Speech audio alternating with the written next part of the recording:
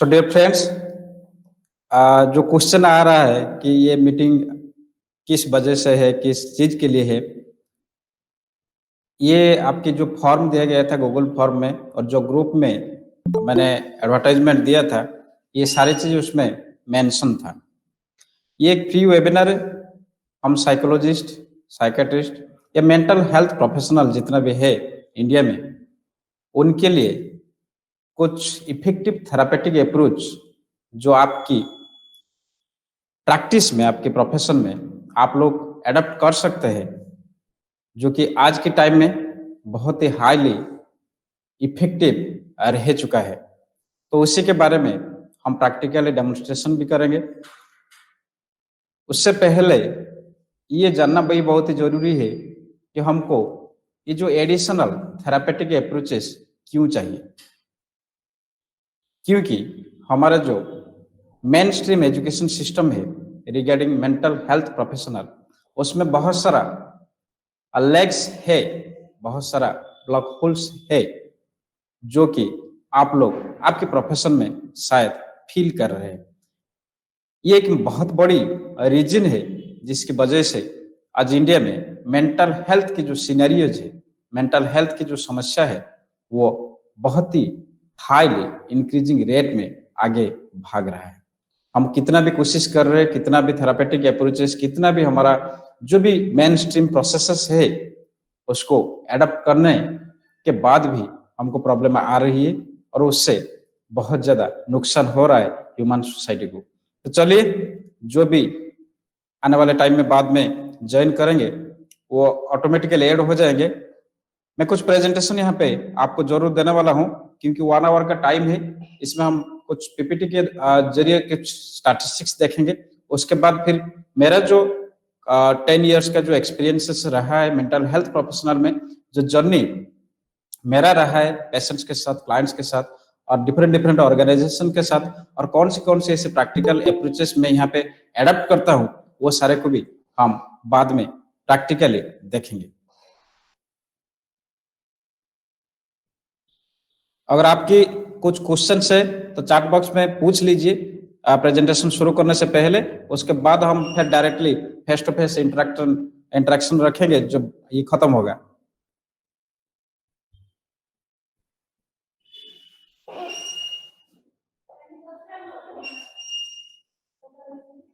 तो ये आपके लिए है effective therapeutic approaches for mental health professional. और बहुत सारे लोगों का क्वेश्चन है कि मैं कहाँ से हूँ। मैं उड़ीसा से हूँ। मेरे बारे में अगर आपको जानना है तो मेरा वेबसाइट में जा सकते हैं, लेकिन यहाँ पे कुछ मेंशन मैं करना चाहता हूँ। मैं काफी सालों से जुड़ा हुआ हूँ अमेरिकन साइकोलॉजिकल एसोसिएशन से, अमेरिकन यूनियन ऑफ एनएलपी से, कॉम्प्लीमेंट्री थेरापिस्ट एग्रीगेटेड एसोसिएशन से। IMRF एक इंडियन ऑर्गेनाइजेशन है जो कि साइकोलॉजिकल ट्रेनिंग और कॉम्प्लीमेंट्री ट्रेनिंग के लिए जाना जाता है। इसका भी मैं रेस्पॉन्सिबल पोजीशन में हूँ। और अल्टरनेटिव मेडिकल काउंसिल उड़ीसा का जो complementary therapies and alternative therapies का एक बहुत बड़ा ऑर्गेनाइजेशन है। 20 ईयर्स से ये ऑर्गेनाइजेशन ऑपरेट कर रहा है ऑल ओवर इंडिया में। उसका मैं लीडिंग पोजीशन में हूँ अभी। और मेरा ये खुद का ऑर्गेनाइजेशन है जहाँ पे मैं psychological therapies and training provide करता हूँ। यहाँ पे एक बड़ा क्वेश्चन है कि हम ये जो एडिशनल थेरापेटिक अप्रोचेस क्यों चाहिए, क्योंकि काफी सारे लोग जुड़े हुए हैं जो कि क्लिनिकल साइकोलॉजिस्ट बैकग्राउंड से है और कुछ डॉक्टर्स भी है जिनका प्रोफाइल में देख रहा था। तो बहुत सारा थेरापेटिक अप्रोचेस हम पढ़ रहे सिलेबस में, इसके बावजूद भी हम इफेक्टिवली कितना हैंडल कर पा रहे एक मेंटल हेल्थ सिनेरियो को, एक मेंटल हेल्थ इशू को, ये बहुत बड़ी क्वेश्चन है।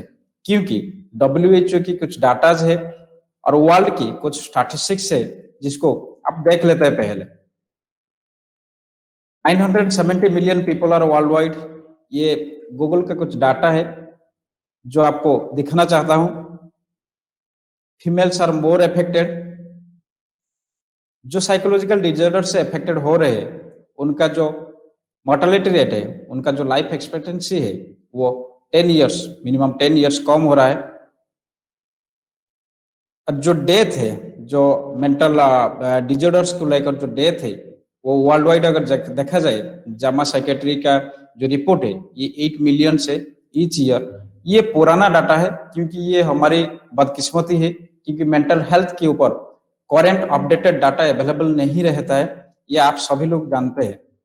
अगर एंजाइटी की बात करें तो 284 मिलियन पीपल डिप्रेशन, ये सिर्फ आपको दिखा रहा हूं कुछ डाटा जो कि आप लोग को पता है, ये इंडिया की नहीं, ये ऑल ओवर वर्ल्ड के 264 मिलियन, 107 मिलियन अल्कोहल एब्यूज की, ड्रग एडिक्शन 71 मिलियन, बाइपोलर की अगर बात करें तो 46 मिलियन, सिजोफ्रेनिया की अगर बात करें तो 20 मिलियन, ईटिंग डिसऑर्डर की बात करें तो 16 मिलियन, और ये लिस्ट खत्म होने वाला नहीं है, ये बहुत ही लंबा लिस्ट है।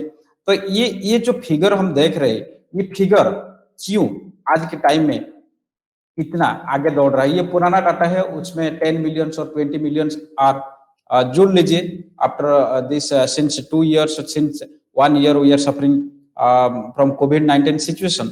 सो इसमें एंजाइटी, स्ट्रेस या आपका डिप्रेशन की रेट भी बहुत ही हाई हो चुका है।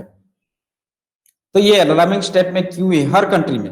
क्योंकि काफी इसी बीच, ये जो लॉकडाउन के बीच काफी सारे इंटरनेशनल वेबिनार हम किए हैं, तो हर स्टेट में, हर कंट्री में ये प्रॉब्लम आ रही है, बावजूद कि इतना कुछ कर रहे हैं हम, इतना कुछ पढ़ रहे हैं। आज पहले 10 years बैक अगर जाएंगे तो हमको पता भी नहीं था कि मैक्सिमम लोगों की साइकोलॉजी प्रोफेशन क्या होता है, साइकेट्रिस्ट क्या होता है। आज भी सोसाइटी में लोगों को पता नहीं है, क्योंकि कुछ दिन पहले मेरा एक सीनियर से मैं इंटरेक्ट हो रहा था, वो पल्मोलॉजिस्ट है, बहुत ही हाईली एक्सपर्ट है वो, लेकिन उनका कहना है कि monthly more than 100 psychiatric patient को वो डील कर रहे हैं, क्योंकि लोग उसके पास जा रहे हैं।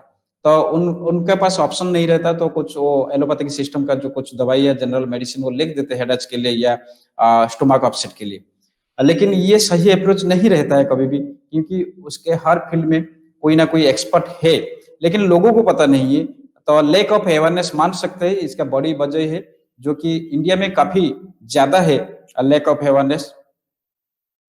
नेक्स्ट सोशल स्टिग्मा हो सकता है, क्योंकि आज भी मेंटल हेल्थ इश्यू को, और अगर मेंटली आपको कुछ प्रॉब्लम हो रहा है तो आपको सोसाइटी का डर हमेशा रहता है कि लोग क्या सोचेंगे, लोग क्या बोलेंगे कि मैं मेंटली इल हूं। तो ये सोसाइटल स्टिग्मा के। Third point and vital point is shortage and lack of mental health professional.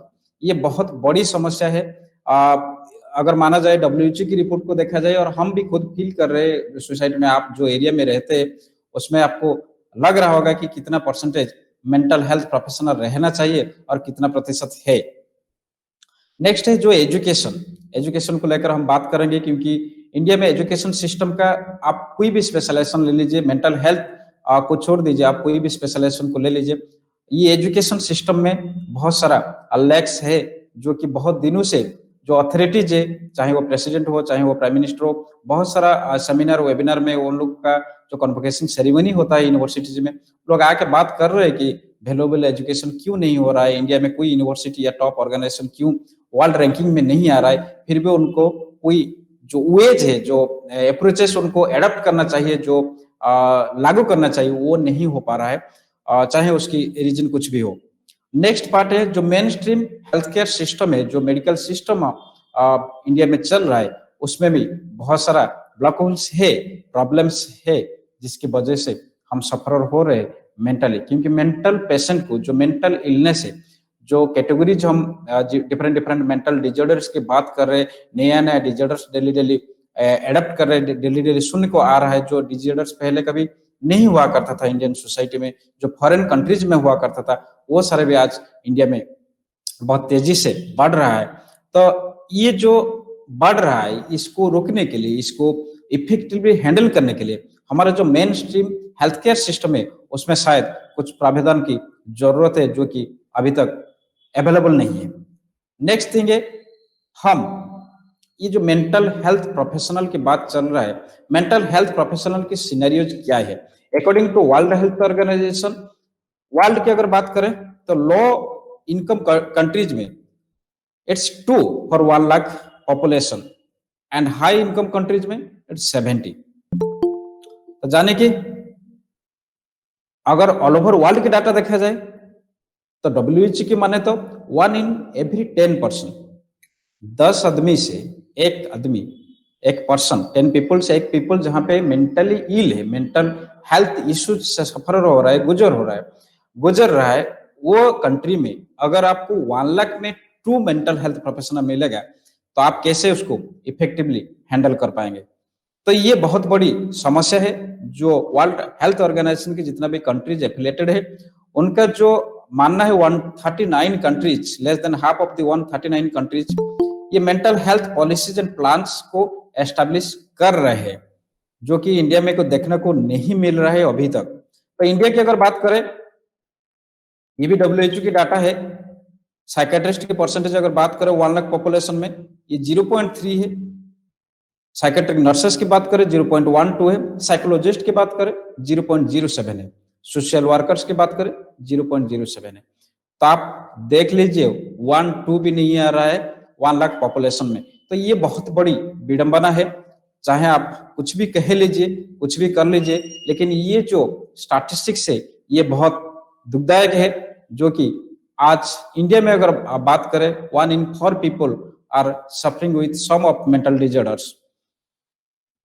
तो हमको प्रॉब्लम क्या आ रहा है, हमको चैलेंजेस क्या आ रहा है, क्या क्या चैलेंजेस आप लोग फेस कर रहे हैं, ये तो इंटरेक्शन सेशन में हम बातें करेंगे, क्योंकि एक इंटरेक्शन सेशन है। यहाँ पे जो व्यू मैं रख रहा हूँ ये नहीं है कि आपको शायद सही लगता है या सही नहीं लगता है, जो मेरे एक्सपीरियंस है, जो मैं फील कर रहा हूँ, जो जो चेंजेस लाना चाहिए, जो जो आप खुद कर सकते हैं या सिस्टम के लिए कर सकते हैं, तो उसी के बारे में हम डिस्कशन कर रहे हैं। बाकी आपकी राय आप बाद में हम लेंगे। तो हमको चैलेंजेस क्या आ रहा है, चैलेंजेस की अगर बात करें, पहले तो लीगल कॉम्प्लिकेशन, ये बहुत बड़ी समस्या है इंडिया में। तो अभी अभी जो हम साइकोलॉजी ग्रुप में जितना भी एसोसिएटेड है वो देख रहे हैं कि ये जो national allied and behavioural health, जो मेंटल हेल्थ को लेकर जो रजिस्ट्रेशन होने वाला है, शायद उसको लागू होने में और 2-3 इयर्स लग सकता है। लेकिन फिर भी जो लीगल कॉम्प्लिकेशन यहाँ पे मैं बात कर रहा हूँ, ये एपीए की डाटा है, अमेरिकन साइकोलॉजिकल एसोसिएशन की डाटा है। जो पेशेंट्स है, जो पेशेंट्स हम लोग के पास आते हैं, उनके उनके साथ जब हमारा रिलेशन बढ़ता है, जो थेरापेटिक अप्रोचेस हम एडॉप्ट करते हैं, उसके लिए आपको बहुत सारा एथिक्स को फॉलो करना पड़ता है। जो एथिक्स को अगर अवॉइड करके नहीं चलेंगे तो बाद में प्रॉब्लम आ सकती है। नेक्स्ट है जो cultural differences between professional and patient, चाहे वो एज के हो सकता है, उनकी जो मान्यताएं है, उनकी जो परसेप्शन है, उनके साथ एक मेंटल हेल्थ प्रोफेशनल को काउंसलिंग से पहले, एक थेरापेटिक अप्रोच से शुरू करने से पहले जो बॉन्डिंग चाहिए, जो इंटरेक्शन आपको चाहिए, इनिशियल इंटरेक्शन, उसमें बहुत सारा पातर अंतर आ रहा है, क्योंकि उनकी जो परसेप्शन है, उनकी जो कल्चर्स है, उनकी जो लैंग्वेजेस है, उसको आपके साथ, आप उनके साथ ये जो कोप अप करना, उनके साथ मैच करना, ये बहुत बड़ी बाधा है आज के टाइम में। नेक्स्ट पार्ट है न्यू स्पेक्ट्रम ऑफ पेशेंट्स। पुराने जमाने में मेंटल हेल्थ इश्यूज इतना सीवियर नहीं हुआ करता था, पुराने जमाने में इतना diversified mental health issues create नहीं हो रहा था। आज के टाइम में सिम्टम कहीं जुड़ रहा है और उसका रीजन और कहीं मिल रहा है हमको। तो इंडिविजुअल केस को हैंडल करना, क्योंकि डेली डेली नया नया स्पेक्ट्रम आपको ऐड हो रहा है, तो इसको अपडेटेड होकर आपको चलना पड़ेगा, वो भी not only from the knowledge from books. आप अगर बुक को मान के चलेंगे तो शायद आपको इफेक्टिवली आप एक मेंटल हेल्थ प्रोफेशनल नहीं बन सकते। आप प्रैक्टिकली जो भी पेशेंट आ रहे हैं उनके सिम्टम को देखना पड़ रहा है। जैसे मान लीजिए एक छोटे से एग्जांपल हम यहाँ पे ले सकते हैं, जो स्टोमक अपसेट, एसिडिटी की प्रॉब्लम है।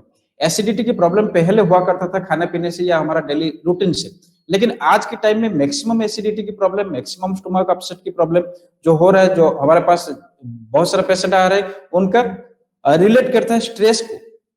स्ट्रेस को आप अगर सही कराएंगे, स्ट्रेस रिलैक्सेशन टेक्निक उनको सिखाएंगे, मेडिटेशन प्रैक्टिस करवाएंगे, योगा प्रैक्टिस करवाएंगे, तो वो एसिडिटी गायब हो रहा है, जो कि सालों सालों से उनको एंटासिड या ये जो सिरप वगैरह काम नहीं कर रहा है। तो ये जो डेली डेली नया जो स्पेक्ट्रम ऐड हो रहा है, उसको अपडेटेड रहना हमारे लिए एक चैलेंजेस बन चुका है, क्योंकि डेली डेली हमको अपडेट रहना पड़ेगा। आप यहाँ पे देख सकते हैं बहुत सारे रीजन्स मैंने एपीए से कलेक्ट किया था कि जो प्रॉब्लम हो रहा है, जो वार विक्टिम से, जो टॉर्चर विक्टिम से, जो कल्चरल शक से गुजर रहे हैं, जो एसिमिलेशन या अपरूटिंग से प्रॉब्लम है, जो लैंग्वेज कॉम्पिटेंसी को लेकर प्रॉब्लम है, जो ये सारे जो प्रॉब्लम्स है, इसको हैंडल करने के लिए आपको उसी तरह अपडेटेड रहना पड़ेगा उनके साथ। असेसमेंट एंड टेस्टिंग मेथड ये एक बहुत बड़ी समस्या है, क्योंकि आप सभी लोग को पता है, क्योंकि मैक्सिमम शायद सारे साइकोलॉजी बैकग्राउंड से है। हम लोग जब टेस्टिंग करते हैं, जो जो टेस्टिंग स्केल हमको दिया जाता है क्लिनिकल साइकोलॉजी में विशेषकर, जैसे कि मास्टर डिग्री में या एमफिल में, ये जो स्पेक्ट्रम हम लोग को जो जितना भी टेस्टिंग स्केल्स अवेलेबल है, ये कितना साल पुराना है, कितना साल पहले, या वेस्टर्न टेक्निक बोल सकते हो, वेस्टर्न स्केल डेवलप हुआ था। बहुत सारा स्केल तो वेस्टर्न स्केल ही है। तो वो जिस टाइम डेवलप हुआ था, उस समय जितना भी उन लोग के पास जो भी डेवलपर थे, उनके पास जितना भी थॉट्स था, जितना भी उनका इमेजिनेशन था, उससे कहीं गुना ज्यादा हम आगे निकल चुके हैं।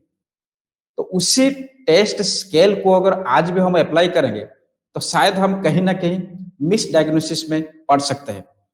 तो इसके लिए रिसर्च की जरूरत है, इसके लिए अपडेटेड स्केल्स की जरूरत है, जो कि डेली डेली अपडेटेड होना चाहिए टाइम टू टाइम, नहीं तो हमको प्रॉब्लम आ सकती है। क्योंकि ये जो स्केल होना चाहिए, ये अपडेटेड स्केल होना चाहिए। हम पुराने स्केल्स को लेकर नया डिजीज को तो डायग्नोसिस नहीं कर सकते, क्योंकि पुराना जमाने में शायद डिप्रेशन का 10-20 ईयर्स अगर बैक देखें तो डिप्रेशन वार्ड ही कोई सोसाइटी में यूज नहीं कर रहा था, और सिजोफ्रेनिया बाइपोलर की बात छोड़ दीजिए। लेकिन आज के टाइम में ये कॉमन हो चुका है, हर घर में आपको सिजोफ्रेनिया मिल रहा है, हर 2-3 पीपल में आपको बाइपोलर मिल रहा है। तो ये सारे प्रॉब्लम्स ज्यादा बढ़ रहा है, तो इसके लिए हमको भी टेस्टिंग और जो असेसमेंट टूल्स है वो अपडेटेड चाहिए। ये पहला थिंग है। सेकेंडली, मेरा जो पर्सनल ओपिनियन है, मेरा जो पर्सनल एक्सपीरियंसेस है, ये टेस्टिंग टूल भी कहीं कुछ पॉसिबिलिटी तक, कुछ हद तक आपको सहायता दे सकती है।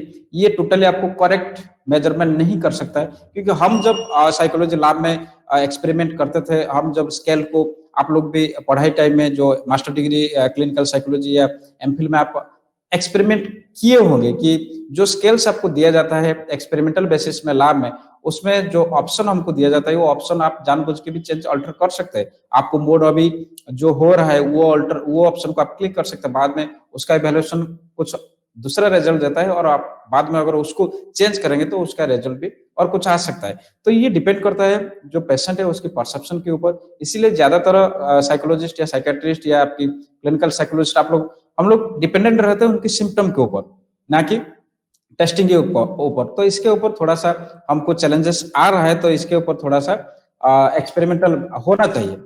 नेक्स्ट पार्ट है जो चैलेंजेस मेंटल हेल्थ प्रोफेशनल के लिए, ये treatment must have positive resources, ये जो कि नहीं है। क्योंकि आने वाले टाइम में हम बात करेंगे कौन से ऑप्शन हमारे लिए अवेलेबल हो रहा है, जो कि पॉजिटिव रिसोर्सेस जिसको बोल रहे हैं, वो पॉजिटिव रिसोर्सेस हमको कैसे मिलेगा, कैसे डेवलप कर सकते हैं, ये थोड़ी सी एजुकेशन सिस्टम में लेक मिल रहा है। क्योंकि आपको जो चाहिए, जो आउटपुट फाइनली चाहिए, शायद वो स्टडी कैरियर में या आपको बुक में नहीं मिल रहा है। नेक्स्ट है प्रिवेंशन। यस, साइकोलॉजिकल डिसऑर्डर्स अगर प्रिवेंट कर सकते हैं तो वो बेहतर है। वंस आप डिप्रेशन या सिजोफ्रेनिया या बाइपोलर डिसऑर्डर में अफेक्टेड होने के बाद आपको रिकवरी करने के लिए वो बहुत सारा प्रोसेस के थ्रू जाना पड़ रहा है, और बहुत सारा लोगों को लाइफ टाइम एक मेडिकेशन प्रोसेस में रहना पड़ रहा है, जो कि बहुत बड़ी डैमेज कर रहा है। क्योंकि प्रिवेंशन हम कर सकते हैं, उससे पहले हमको एजुकेशन को लाना पड़ेगा। एजुकेशन को साइकोलॉजिकल या मेंटल हेल्थ एजुकेशन को एक्सप्रेड करना पड़ेगा हर लेवल पे, चाहे वो चाइल्ड प्राइमरी स्टेज से सोसाइटी का लास्ट स्टेज तक। एंड अगर उसके बावजूद भी कुछ प्रॉब्लम आ रहा है तो उसको अर्ली आइडेंटिफाई करना पड़ेगा। क्योंकि सोसाइटी में, इंडियन परसेप्शन में हम सेकेंड या थर्ड स्टेज में जाते हैं किसी के पास, क्योंकि हर कोई इनिशियल सिम्टम को लेकर तो नहीं जाएगा आपको डॉक्टर के पास। आप मान लीजिए आपको माइल्ड फीवर है, तो माइल्ड फीवर के लिए आप कोई एक्सपर्ट के पास थोड़ी जाएंगे। आप तो कोई मेडिसिन पास में जो दवाई का दुकान है, जो मेडिसिन दुकान है, वहां से मेडिसिन स्टोर से कुछ एंटीबायोटिक, आपको सारे लोग को हमको पता है कि हाँ थोड़ा सा फीवर हो तो पैरासीटामोल खा सकते हो, फ्लैक्सिन खा सकते। तो ये सारे चीज हम लोग करते हैं जनरली। हम थोड़ा सा माइल्ड फीवर को लेकर नहीं जा सकते कोई एक्सपर्ट के पास। लेकिन मेंटल हेल्थ इश्यू में ये टोटल डिफर करता है। अगर आपको माइल्ड सिम्टम शो हो रहा है तो इमीडिएटली आपको कंसल्ट करना चाहिए, लेकिन ये नहीं हो रहा है क्योंकि हमारा परसेप्शन ऐसे बन चुका है। ये जो सारे चैलेंजेस हो रहा है, ये चैलेंजेस जो मेंटल हेल्थ प्रोफेशनल के लिए, इसके भी रीजंस क्या है? रिसर्च ट्रेनिंग की बहुत जरूरी है, जो कि इंडिया में बहुत ही ज्यादा जरूरी है।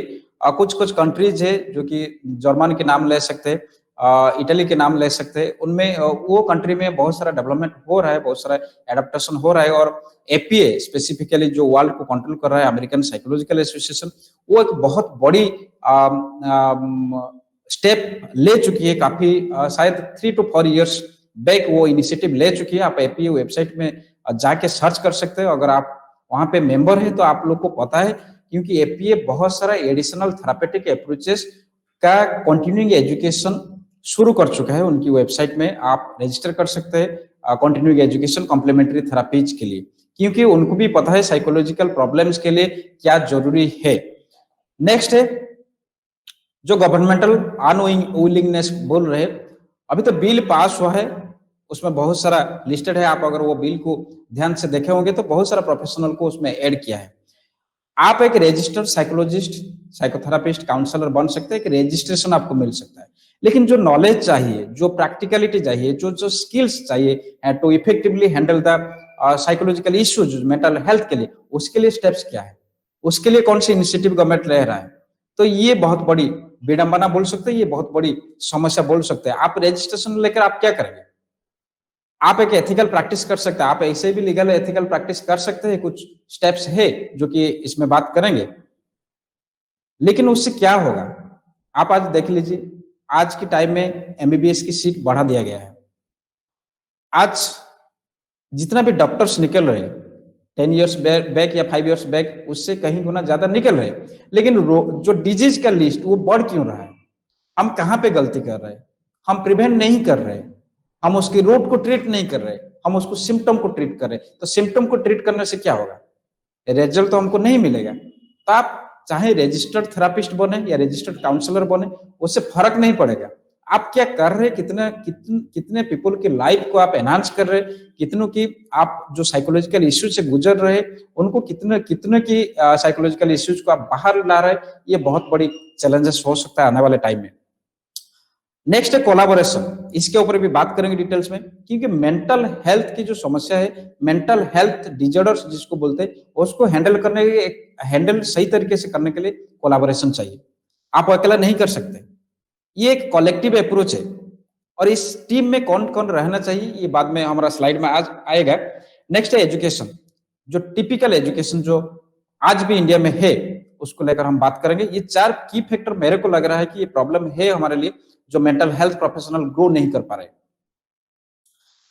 पहले देखते हैं मेंटल हेल्थ प्रोफेशनल की डेफिनेशन क्या है। ये आप सभी लोग को पता है, क्योंकि बार बार हमारा जो फेसबुक ग्रुप है, जो साइकोलॉजिकल जितना भी ग्रुप्स है, उसमें बहुत सारा मैसेजेस मैं देखता हूं कि आरसीआई से आप एफिलेटेड है कि नहीं, आरसीआई से आप रजिस्टर्ड है कि नहीं, आप काउंसलिंग प्रैक्टिस नहीं कर सकते, आप साइकोलॉजिस्ट नहीं लिख सकते। अरे भाई, इंडिया में नहीं है।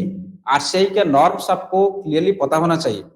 ये क्लिनिकल साइकोलॉजिस्ट के लिए, जो भी एमएससी के बाद स्टाफ कर रहे हैं उनके लिए नहीं है। ये एमफिल करना पड़ेगा और वो लाइव ट्रेनिंग आपको जाना पड़ेगा रिहेबिलिटेशन के लिए।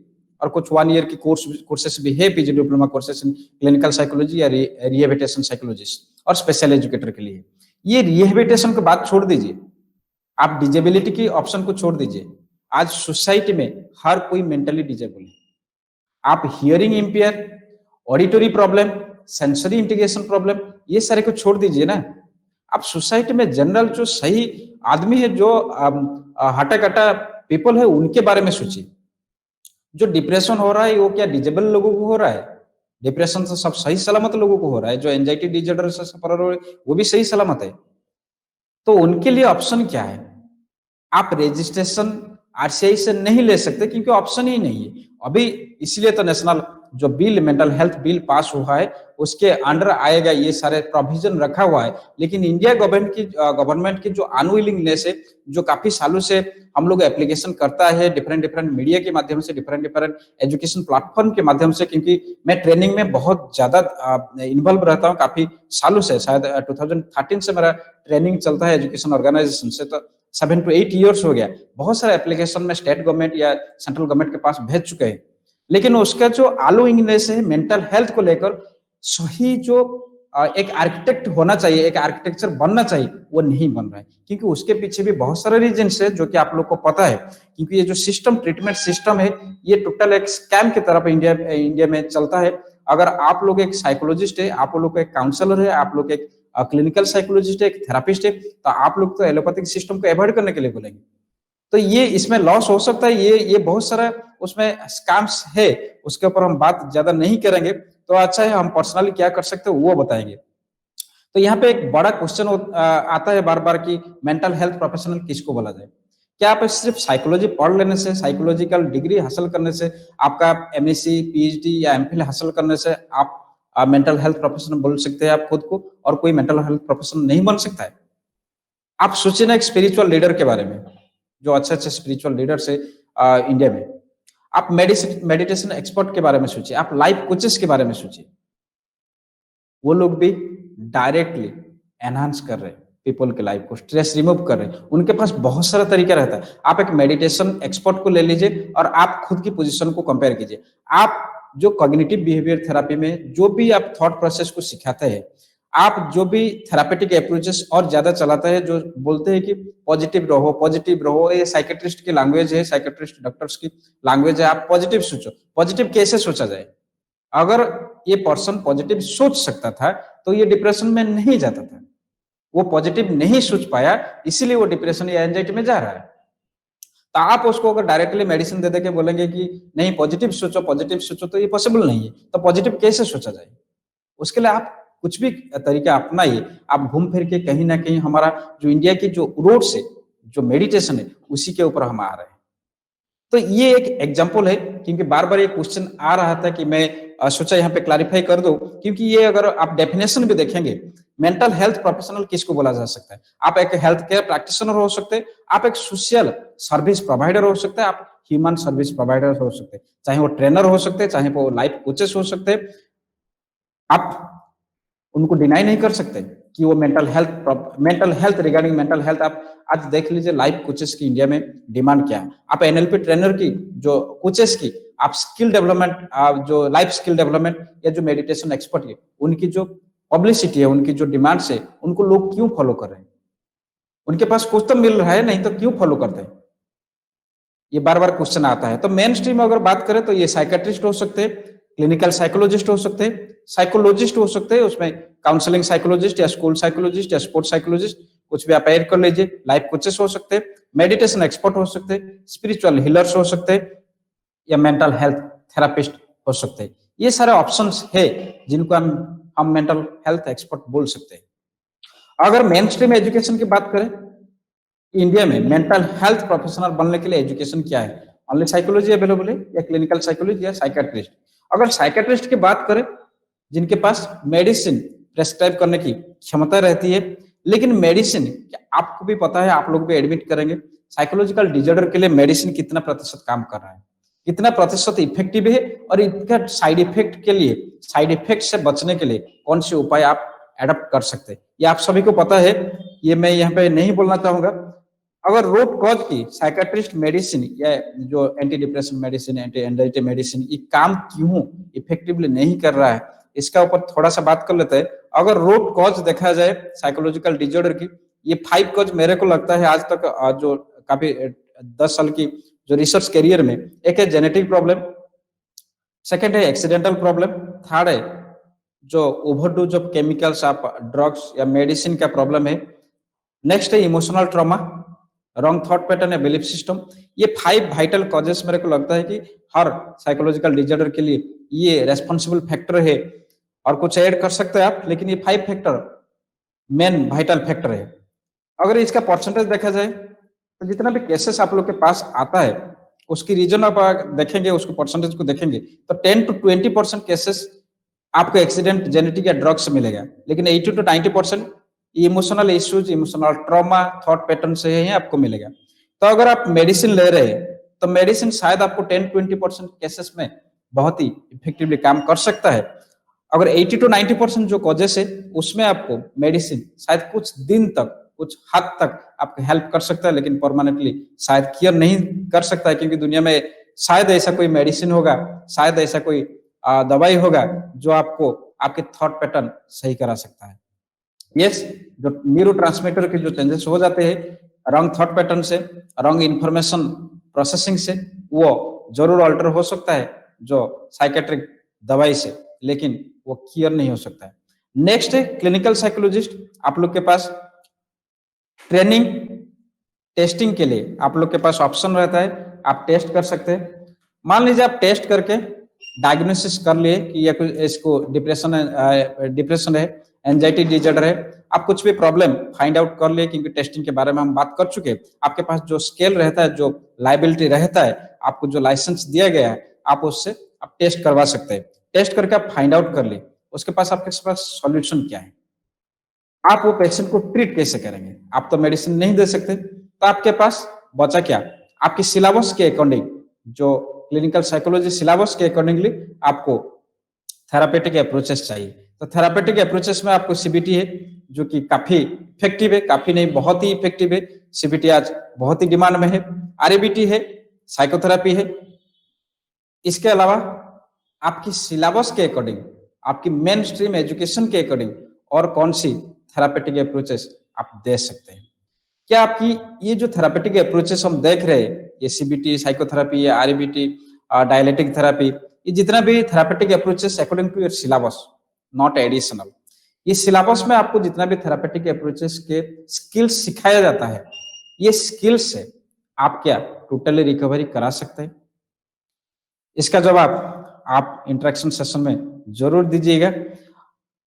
अगर मान लीजिए कोई एक्सीडेंटल केस है, वो ट्रॉमा से गुजर रहा है, कोई ओवरडोज ऑफ मेडिसिन, क्योंकि काफी पेशेंट मेरे पास आ रहे हैं जो कि ओवरडोज ऑफ मेडिसिन से की वजह से उनको ब्रेन वेव ऑल्टर हुआ है या साइकोलॉजिकल प्रॉब्लम से गुजर रहे हैं, उनकी रूट ढूंढना पड़ता है, आपको रूट तक पहुंचना पड़ता है, कहां से शुरू होता है। तो अभी जाके आप एक इफेक्टिव काउंसलर बन सकते हैं, इफेक्टिव मेंटल हेल्थ प्रोफेशनल बन सकते हैं।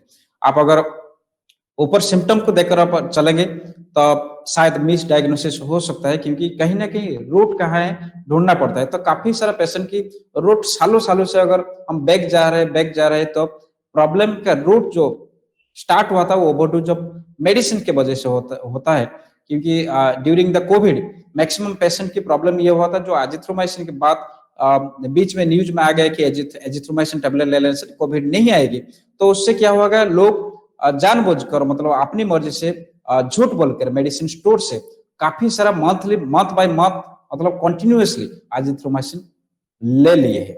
उसकी वजह से उनको जो स्लीपिंग प्रॉब्लम, रात को नींद नहीं आती है, एंजाइटी हर वक्त रहती है, हार्ट बीट चढ़ा रहता है, ये सारे सिम्टम उनको शुरू हो चुका है। उनको पता नहीं है कि ये क्या हो रहा है, लेकिन वो ओवरडोज ऑफ मेडिसिन से होता है। तो इससे आप सीबीटी से तो नहीं पार हो सकते, आप आरईबीटी से तो नहीं पार हो सकते, आप तो साइकोथेरेपी से नहीं पार हो सकते। तो ये भी एक बहुत बड़ी चैलेंजेस है। नेक्स्ट थर्ड कैटेगरी है साइकोलॉजिस्ट।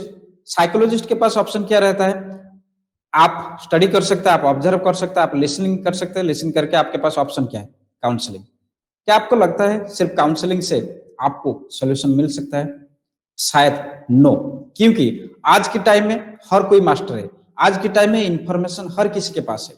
आप चाहे कितना भी डायग्नोसिस कर रहे, कितना भी इफेक्टिवली उसको बता रहे, वो सुनने के मोड में नहीं रहेंगे मैक्सिमम लोगों के केस में, ये मैं बोल रहा हूँ। क्योंकि कुछ दिन पहले एक पेशेंट मेरे पास आए थे, उनके जो सिम्टम में देखा, उनकी जो एक्टिविटीज में जज किया, जो सुना, उनको मेरे को क्लियरली उनको उनका सिम्टम जो ओसीडी का लगा। तो मैं उनसे बात कर रहा था ओसीडी के बारे में, वो इमीडिएटली गुस्सा हो गए, बोले कि नहीं ओसीडी की प्रॉब्लम मेरे को नहीं, क्योंकि मैं गूगल पे सारे चीज सर्च कर चुका हूँ। तो आज गूगल सबके पास है। मैं क्या बोलने जा रहा हूँ, मैं क्या बोलने चाह रहा हूँ, आप सबको पता है। तो आप किसी को डायरेक्टली काउंसलिंग से शायद इफेक्टिव रिजल्ट दे सकते हैं, क्योंकि लोगों के पास लगता है कि उनको सब पता है। विशेषकर इंडिया में काउंसलिंग या साइकोथेरेपी आप कुछ भी एडप्ट कर सकते हैं, ये भी इतना इफेक्टिव नहीं रहा है आज के टाइम में। तो जाने कि अगर साइकेट्रिस्ट, साइकोलॉजिस्ट, क्लिनिकल साइकोलॉजिस्ट, ये तीन कैटेगरीज के जो मेन स्ट्रीम है, इनको अगर मिलाए तो हर एक पर्सन के पास, हर किसी एक के पास ये सॉल्यूशन नहीं रहता है। जाने कि मेंटल हेल्थ को अगर इफेक्टिवली डील करना है तो ये कोलैबोरेटिव अप्रोच चाहिए, जो टीम में एक साइकेट्रिस्ट भी होना चाहिए, एक साइकोलॉजिस्ट भी होना चाहिए, एक क्लिनिकल साइकोलॉजिस्ट भी होना चाहिए। ये अगर आपके पास एक टीम है तो आप एक केस को हैंडल कर सकते हैं इफेक्टिवली, और उसको नेचुरली आप टोटल बाहर ला सकते हैं। अगर आप किसी एक सिस्टम में क्योंकि मैं काफी सालों से और एक चीज नोटिस कर रहा हूँ, जो पेशेंट मेरे पास आते हैं टॉप टॉप हॉस्पिटल से, 10 ईयर्स 15 ईयर्स हो गया वही सेम मेडिसिन रिपीट करते जा रहे हैं। जाके रिपीट तो कर रहे हैं मेडिसिन, ठीक है, आप मेडिसिन दे रहे, जो कंडीशन में मेडिसिन आप स्टार्ट कर रहे हैं वो कंडीशन में अल्टरनेट नहीं रहता है, क्योंकि जब आउट ऑफ कंट्रोल सिचुएशन हो जाता है तो हम भी रेकमेंड करते हैं कि आप क्लिनिकल के पास जाइए या साइकेट्रिस्ट के पास जाइए। लेकिन जो साइकेट्रिस्ट बंधु होते हैं हमारा, उनको भी रिकमेंडेशन करना चाहिए कि आप कोई साइकोथेरापिस्ट को विजिट कीजिए, आप कोई काउंसलर को भी विजिट कीजिए, आप कोई मेडिटेशन या योगा एक्सपर्ट को भी विजिट कीजिए, या कोई लाइफ कोचेस के पास भी जाइए।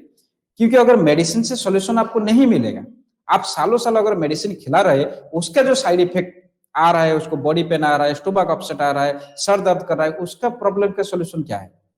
तो ये कोलैबोरेटिव अप्रोच है, आपको रेकमेंडेशन करना चाहिए। लेकिन ये दुर्भाग्य की बात है, ये रेकमेंडेशन नहीं हो रहा है, सालों सालों सेम मेडिसिन रिपीट हो रहा है। उनको ना तो कभी साइकोथेरापिस्ट, ना तो कोई काउंसलर, ना तो कोई साइकोलॉजिस्ट के पास रेकमेंड किया गया है। आज की टाइम में जो यंग एज है, जो न्यू जनरेशन साइकेट्रिस्ट है, वो लोग को खुशी लग रहा है कि वो लोग रेकमेंड कर रहे हैं, उनके प्रेस्क्रिप्शन की साइड में मेंशन रह रहा है कि आप माइंडफुलनेस एक्सपर्ट के पास जाइए, आप ईएफटी के पास जाइए, ये सारे चीज मेंशन कर रहे हैं। ये बहुत बड़ी चेंजेस है आज के टाइम में, लेकिन ये एक सिस्टम में लागू होना चाहिए। हर कोई जो मेन स्ट्रीम सिस्टम को बिलीव करता है, जैसे कि मैंने पहले एग्जांपल दिया, एक हार्ट स्पेशलिस्ट अगर monthly more than 100 psychiatric patient को डील कर रहा है, तो ये बहुत बड़ी विडंबना है सोसाइटी में, क्योंकि लोगों के पास नॉलेज ही नहीं है किसके पास जाना है। और जितना मेडिसिन स्पेशलिस्ट, वो तो खुद सोच लेते हैं, जितना भी इंडिया में आप अगर एमबीबीएस कर लिए, आप अगर जनरल मेडिसिन में एमबीबीएस कर ले, तो आप सोच लिए कि हम सब कुछ हैंडल कर सकते हैं। ये बहुत बड़ी गलती कर रहे हैं हम, और जो पेशेंट भी, क्योंकि पेशेंट के लोगों को तो पता नहीं है। एक पेशेंट मेरे पास आया था जो कि 5 साल से उसको डिप्रेशन का दवाई दे रहे हैं। वो भी कौन दे रहा है? वो भी कोई साइकेट्रिस्ट नहीं दे रहा है, उसको एक मेडिसिन स्पेशलिस्ट जो कि उसको प्रेस्क्राइब कर रहा है, वो बार बार खा रहा है। जब वो पेशेंट को मैंने पूछा कि आपको, उसके हालत पूरा बिगड़ चुका है, उसको पूछा कि क्या हुआ है, आपको प्रॉब्लम क्या है, ये दवाई किसके लिए खा रहे हैं? बोले कि पता नहीं, मेरा सर दर्द करता है, मेरा मूड ऑफ रहता है, मैं कुछ काम करने का मन नहीं करता, तो मैं वो डॉक्टर के पास जाता हूँ, वो मंथली मेरे को मेडिसिन लिख देते, बोलते कि आप 2 मंथ 3 मंथ को विजिट करते रहिए। वो मेडिसिन 5 साल से चल रहा है, जो मेडिसिन डिप्रेशन के लिए दिया जा रहा है, जो मेडिसिन एपिलेप्सी के लिए दिया जा रहा है।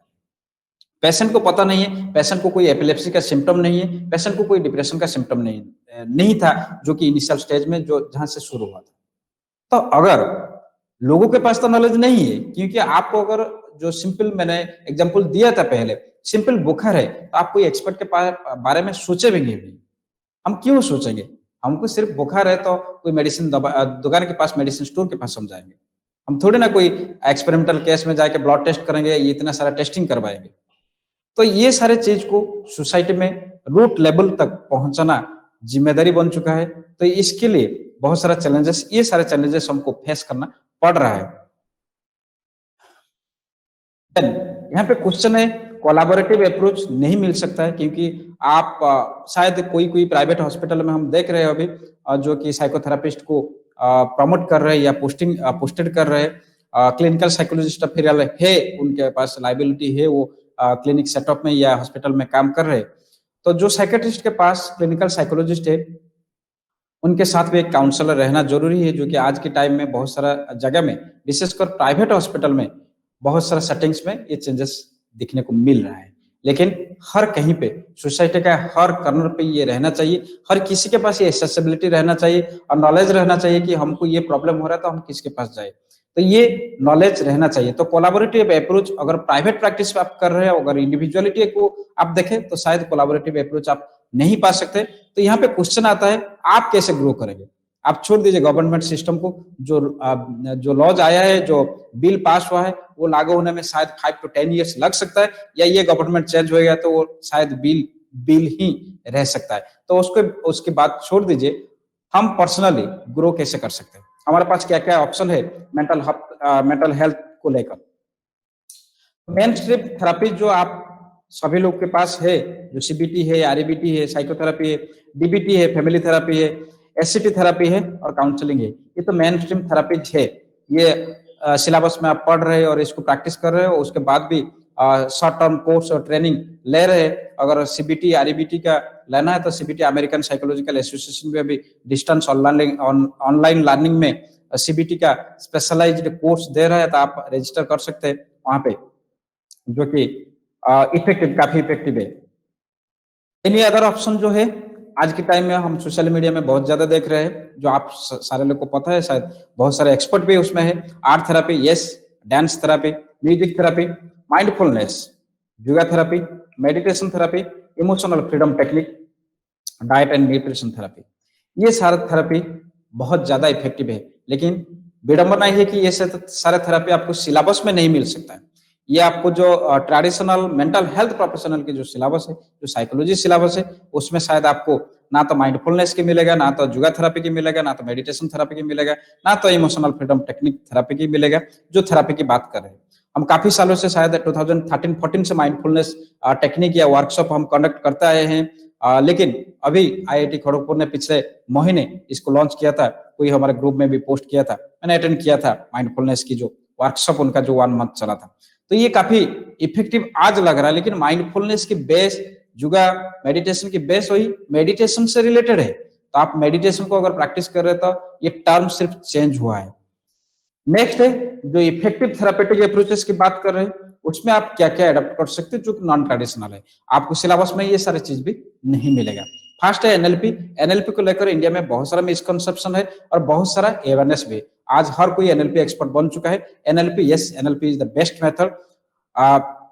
2012-13 से मैं एनएलपी मास्टर हूँ, मास्टर ट्रेनर हूँ, इसका प्रैक्टिस में कर रहा हूँ और इसको मैं ट्रेनिंग के वजह से मैं पेशेंट के ऊपर डायरेक्टली इसको अप्लाई किया हूँ, उसके इफेक्टिव रिजल्ट देख चुका हूँ और इसी के ऊपर मेरा एक थेरेपी भी, इंडिविजुअल थेरेपी, यूनिक थेरेपी भी लॉन्च कर चुका हूँ। तो ये बहुत ही इफेक्टिव साइंस है, लेकिन ये कहीं ना कहीं आपको कॉग्निटिव डिस्ट्रीब्यूशन पार्ट जो मेटा मॉडल है एनएलपी के, ये रिलेट करता है हमारा क्लिनिकल साइकोलॉजी पार्ट से। तो ये वहीं से डिराइव कर सकते हैं, जो ग्राइंडर एंड बेंडलर ने जो डिराइव किए थे एनएलपी, तो cognitive distribution part, cognitive behaviour therapy में जो थीम से, यहाँ पे भी सेम थीम है, इसमें और कुछ ऐड किया गया है, जो कि इसका जो परसेप्शन सिस्टम है, इसका जो सेंसरी ऑर्गन कैसे काम करता है, ये सारी चीज इसमें एडाप्टेशन नया ऐड किया गया है। तो ये बहुत ही इफेक्टिव थेरेपी है, लेकिन इसको कोई यूनिवर्सिटी में आपको नहीं मिलेगा, आपको कोई ट्रेनिंग ऑर्गेनाइजेशन से ट्रेन होना पड़ेगा। नेक्स्ट है जो क्लिनिकल हिप्नोथेरेपी। यस, ये भी बहुत ही इफेक्टिव रिजल्ट दे रहा है साइकोलॉजिकल डिसऑर्डर के लिए या मेंटल हेल्थ प्रोफेशनल के लिए, बहुत ही इफेक्टिव रिजल्ट दे रहा है। लेकिन इसमें भी बेस अगर देखें तो वही स्ट्रेस रिलैक्सेशन टेक्निक, वही माइंडफुलनेस टेक्निक आपको फॉलो करना पड़ेगा। आप हिप्नोथेरेपी सिलेबस में जो भी हिप्नोसिस प्रोसेस है, ये सारे चीज, माइंडफुलनेस, गाइडेड मेडिटेशन, ये सारे चीज उसके ऊपर बेस करता है। नेक्स्ट है ब्रेनवेव थेरेपी। आप शायद ब्रेनवेव थेरेपी के बारे में सुन रहे होंगे, इसके ऊपर हम लाइव डेमोन्स्ट्रेशन करेंगे अभी। तो ब्रेनवेव थेरेपी क्या है, ये काफी सालों से मेरा ब्रेनवेव लैब है जहाँ पे मैं बैठा हूँ, आप बैकग्राउंड में देख सकते हैं। तो ये ब्रेनवेव लैब में बहुत इफेक्टिव रिजल्ट मैंने देख चुका हूँ। ब्लड प्रेशर, बहुत सारे क्रॉनिक डिजीजेस के लिए, साइकोलॉजिकल डिजीज को छोड़ दीजिए, आप ब्लड प्रेशर को कम कर सकते हैं, आप जो बॉडी पेन है वो बॉडी पेन को रिलैक्स कर सकते हैं इमीडिएटली। तो ये बहुत बड़ी अचीवमेंट है जो ब्रेनवेव थेरेपी है, वो भी आपको ट्रेडिशनल सिलेबस में नहीं मिलेगा। नेक्स्ट जो नया है न्यूरो फीडबैक थेरेपी, ये बहुत इफेक्टिव है, इसके ऊपर भी बात करेंगे। नेक्स्ट है बेच फ्लावर थेरेपी, इसके ऊपर भी हम बात करेंगे। नेक्स्ट है LFMS, लो फील्ड मैग्नेटिक स्टिमुलेशन थेरेपी, इसके ऊपर भी हम बात करेंगे। नेक्स्ट है माइंड बॉडी मेडिसिन। तो ये जो टर्म, ये जो इफेक्टिव थेरेपी में यहाँ पे मेंशन किया हूं आपको 7 इफेक्टिव थेरेपीज, इसमें से शायद आप एनएलपी के बारे में सुने हैं, हिप्नो शायद सबके बारे में सुन चुके होंगे, लेकिन यहाँ पे कुछ डेमोन्स्ट्रेशन भी हम करेंगे। मेरे पास जो जो डिवाइसेस है मैं आपको लाइव डायरेक्टली दिखाऊंगा। मेरे पास LFMS है, मेरे पास बेच फ्लावर है, मेरे पास ब्रेनवेव लैब है। बाकी न्यूरो फीडबैक का मैं एक्सपर्ट हूँ, न्यूरो फीडबैक में बहुत सारा रिसर्च कर चुका हूँ, लेकिन उसका डिवाइस मेरे पास नहीं है, उसका एक पार्ट्स है, तो उसके लिए हम बात करेंगे न्यूरो फीडबैक का काम क्या है। और एनएलपी तो है ही है, हिप्नोथेरेपी है ही है। एनएलपी और हिप्नोथेरेपी तो एक कॉन्सेप्ट है, लेकिन ये प्रैक्टिकल डिवाइसेस के ऊपर काम करता है, ये जो ब्रेनवेव, न्यूरो फीडबैक एंड आपकी LFMS थेरेपी। एनएलपी के बारे में आप सारे लोग जानते हैं, एनएलपी एक बहुत ही वंडरफुल टूल है, आप एडप्ट कर सकते हैं। एनएलपी प्रैक्टिशनर, आप एनएलपी मास्टर प्रैक्टिशनर कोर्स कर सकते हैं, जो कि आपको विशेषकर जो लोग काउंसलिंग के ऊपर डिपेंड करते हैं, जो लोग साइकोथेरेपी के ऊपर डिपेंड करते हैं, जो लोग सीबीटी के ऊपर डिपेंड करते हैं, उनके लिए ये बहुत ही इफेक्टिव है। ये बहुत ही इफेक्टिव है क्योंकि ये बेस्ट मेथड है आपकी काउंसलिंग एक रैपो बनाने के लिए, एक आप जो इंटरेक्शन को बिल्डअप करने के लिए, एक रिलेशन बॉन्ड बनाने के लिए ये एनएलपी बहुत ज्यादा हेल्प करता है, क्योंकि इसका जो इनिशियल पार्ट है, जो रैपोर्ट आपको बिल्ड करना है, ये बहुत ही इफेक्टिव है, जो कि हर कहीं आपको नहीं मिलेगा। तो इसको आप हर कोई प्रोफेशन में आप यूज कर सकते हैं, हर कहीं हर किसी से आप इंटरेक्ट हो सकते हैं क्लोजली।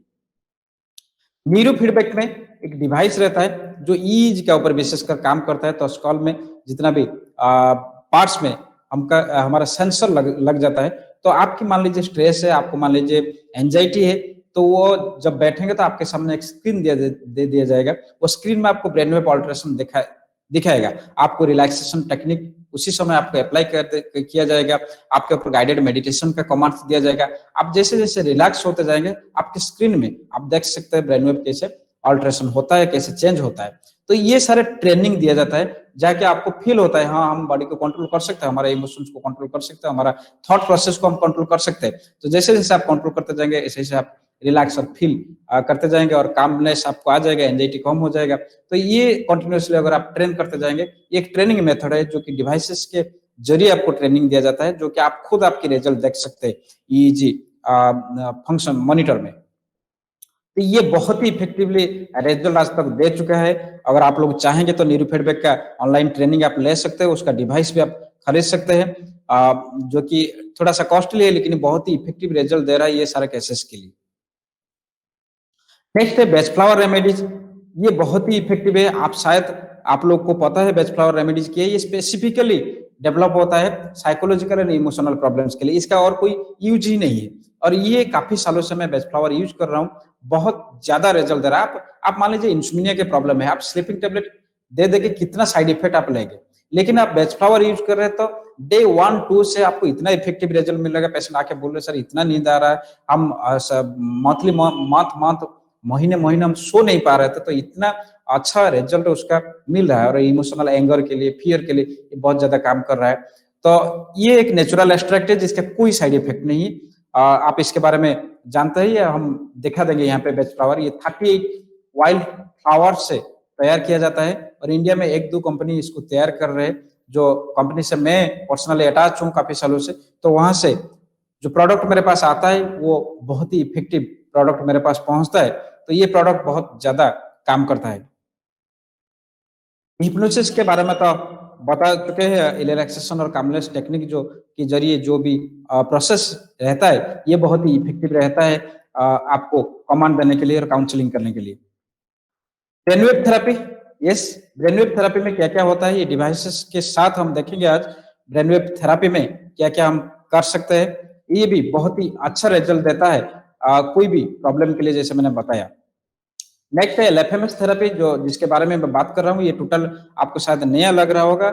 अगर नॉलेज है तो आप बता सकते हैं। लॉ फील्ड ट्रांसक्रैनियल मैग्नेटिक स्टिमुलेशन, इसमें क्या होता है कि इसमें इलेक्ट्रोमैग्नेटिक जो लॉ फील्ड इलेक्ट्रोमैग्नेटिक रेडिएशन के जरिए हम स्टिमुलेट करते हैं न्यूरो स्टिमुलेशन में सेरेब्रल कॉर्टेक्स को, ये स्टिमुलेट करता है, जो कि पता भी नहीं चलता है क्योंकि इसमें अर्थ फ्रीक्वेंसी से रहता है। तो ना तो कोई इलेक्ट्रिक शॉक लगता है, ना तो कोई करंट लगता है। जितना भी न्यूरोलॉजिकल डिजॉर्डर्स है, जितना भी ब्रेन डिजॉर्डर्स है, ब्रेन डेवलप नहीं हुआ है, अंडर डेवलप्ड रह गया, तो ये सेल को डायरेक्ट आप आउटसाइड से थेरापेटिक अप्रोच से ये लॉ फील्ड जो मैग्नेटिक स्टिमुलेट करता है, जो स्टिमुलेशन पहुंचता है न्यूरो स्टिमुलेशन, ये पता नहीं चलता पेशेंट को। पेशेंट जब इसके अंदर जाता है डिवाइसेस के अंदर, तो उसको कुछ फील ही नहीं होता है कि क्या हो रहा है, लेकिन ये ऑटोमेटिकली काम करता है।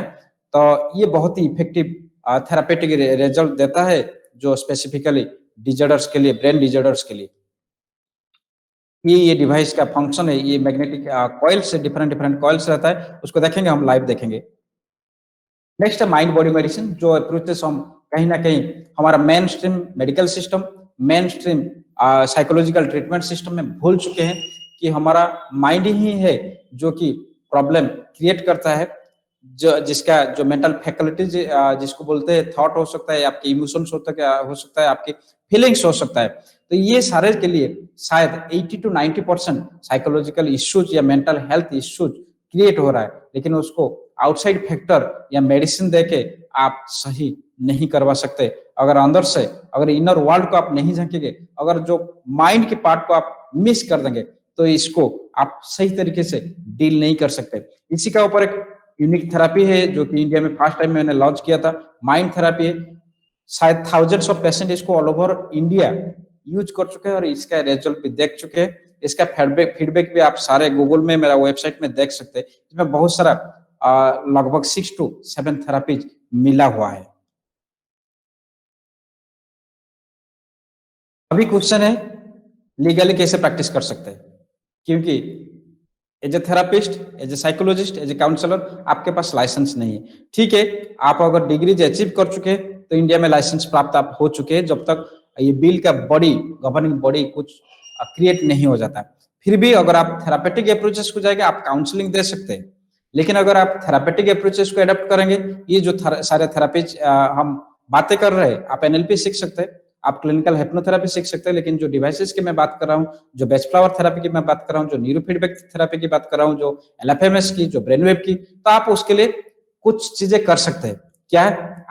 आपकी जो ऑर्गेनाइजेशन है, आप उसको सोसाइटी एक्ट में डाल सकते हैं, जो कि आपको परमिट करता है कोई भी प्रोफेशन को आप प्रैक्टिस कीजिए, जो एथिक्स उसमें बना रहेगा, जो बायोलॉजी उसके क्रिएट होगा, उसी बायोलॉजी को फॉलो कीजिए, उसको एथिक्स को फॉलो कीजिए, और ये रजिस्ट्रेशन आप सोसाइटी रजिस्ट्रेशन एक्ट में डाल के आपके ऑर्गेनाइजेशन को आप एक इंडिविजुअल प्रैक्टिस आप बना सकते हैं, आप कर सकते हैं। नहीं तो आप ट्रस्ट एक्ट में भी डाल सकते हैं, नहीं तो आप जो कंपनीज एक्ट है, ये 1956 और 2013 का भी एक्ट आ चुका है, उसके अंदर ये 3 कैटेगरीज के अंदर आप डाल सकते हैं।